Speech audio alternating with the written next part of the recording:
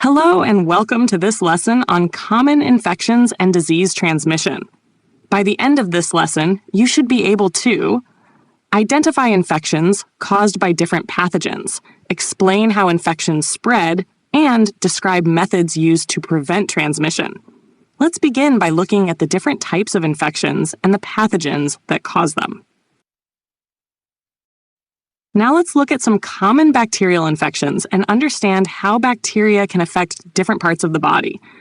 Bacterial infections are caused by harmful bacteria entering the body and multiplying. Tuberculosis, or TB, is caused by Mycobacterium tuberculosis. It mainly infects the lungs and can cause a long-lasting cough, lung damage, and bloody mucus. Cholera is caused by Vibrio cholera and affects the intestines. It causes severe diarrhea, vomiting, and dehydration. Chlamydia is a sexually transmitted bacterial infection caused by Chlamydia trachomatis. Some people show no symptoms, while others may experience painful urination or unusual discharge. Helicobacter pylori can infect the stomach lining and lead to stomach ulcers, causing pain, bloating, and nausea. These diseases demonstrate how bacteria can affect many different parts of the body. Not all infections are caused by bacteria. Some are caused by fungi or protists. On the left side, we can see Chalara ash dieback, which is a fungal disease that affects ash trees. The fungus damages the leaves and bark, causing the tree to become weak and unhealthy over time. You can also see the tiny fungal spores spreading through the air. These spores are carried by the wind and can infect trees over very large areas. On the right side, we can see malaria, which is caused by the protist Plasmodium falciparum. Malaria is transmitted by mosquitoes, which act as vectors. This means the mosquito carries the pathogen from one person to another through its bite. Once inside the body, the protist damages the blood and liver, leading to symptoms such as fever, chills, fatigue, and weakness. These examples show that pathogens can infect both plants and humans in different ways. Some spread through the air, while others rely on living organisms such as mosquitoes to carry them from host to host. Viruses are tiny pathogens that infect and destroy body cells. We can see the Ebola virus. Ebola is a very dangerous viral infection that spreads through direct contact with infected body fluids. Once inside the body, the virus rapidly attacks cells and tissues, leading to symptoms such as fever, muscle pain, vomiting, diarrhea, and severe internal bleeding. In serious cases, the infection can damage organs and become life-threatening very quickly. We can also see human immunodeficiency virus, or HIV. HIV attacks the immune system, especially the white blood cells that normally help defend the body against disease. As the virus destroys more immune cells, the body becomes weaker and less able to fight infections.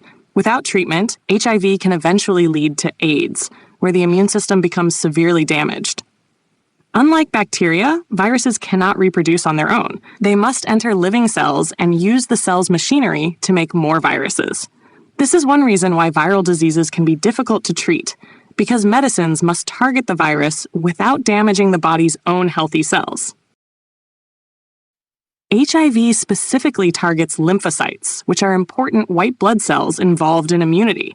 Normally, lymphocytes recognize pathogens and produce antibodies to help destroy them. However, HIV changes its protein coat frequently, helping it avoid detection by the immune system. As HIV multiplies, the number of lymphocytes decreases, reducing antibody production and weakening the body's ability to fight infections.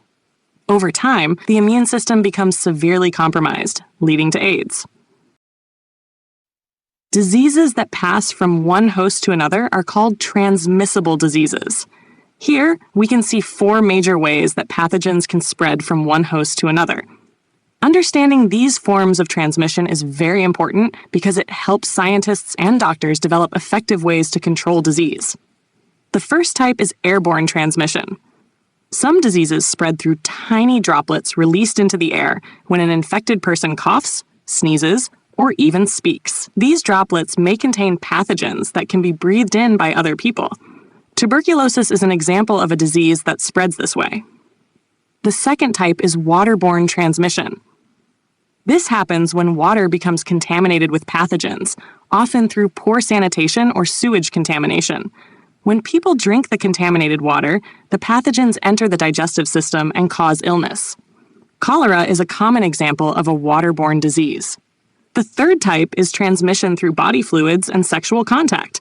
Certain pathogens can spread through blood, semen, or other body fluids during close physical contact.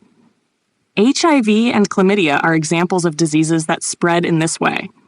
The final type shown here is transmission through animal vectors. A vector is an organism that carries pathogens from one host to another. Mosquitoes are important vectors because they spread diseases such as malaria by transferring the pathogen through their bites. These examples show that different diseases spread in different ways. Because of this, prevention strategies must also differ depending on how the pathogen is transmitted. Preventing disease transmission is one of the most important parts of public health.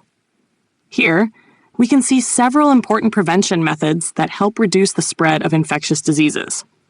Each prevention strategy is designed to target a specific method of transmission. On the left side, we can see hygiene practices such as hand washing and cleaning surfaces. Good hygiene helps remove pathogens before they enter the body or spread to other people.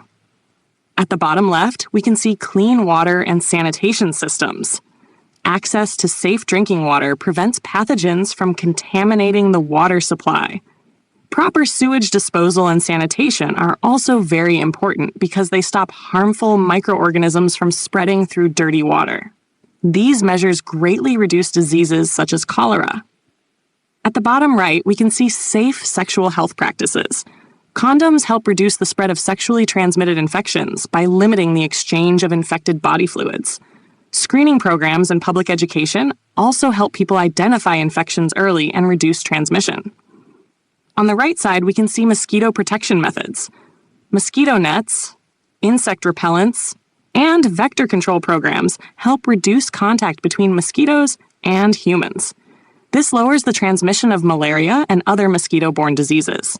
These prevention strategies save millions of lives every year by reducing infection rates, protecting communities, and improving overall public health. Now let's move on to some exam-style practice questions. You can pause the video and try it yourself. Let's begin with question number 1. Name the pathogen that causes tuberculosis and state how it is transmitted.